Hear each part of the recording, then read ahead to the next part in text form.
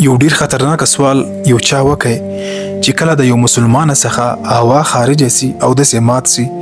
نو بیا د خلا پزا او مخ ولې منځي لاسونه ولې منځي بس هغه ځای دی و منځي او دغه سي کله چې پر یو مسلمان باندې غسل واجب سي د مسلمان د بدن څخه منی راوځي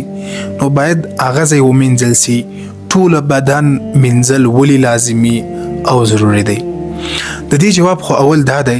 چې الله حاکم ذات دی، الله حکیم ذات دی چې هغه موږ ته څه امر وکړي پر موږ باندې امر منل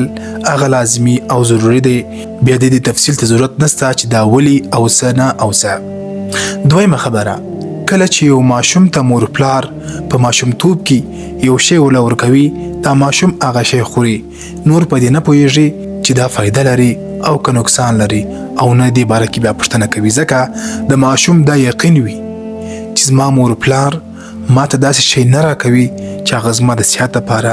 تاواني او نقصاني وي. او د دې خبرې بل شرعي جواب دا دی چې کله پر انسان باندې غسل واجب سي په دې وجه باندې ټول بدن منځل فرض دي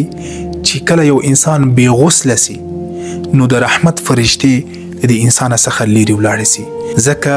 د رحمت فرشتې د نجس انسان سره نږدې نه وي، هغه څخه لرې ځي، د ګندګیو د نجاست سره د هغو نه لګېږي چې کله بیا ستا بدن پاک سي هغه فرشتې بیرته درته راسي. او دغسې چې کله یو انسان بې اودسه سي نو د رحمت فرشتې د ده څخه لرې ولاړې سي چې کله یو انسان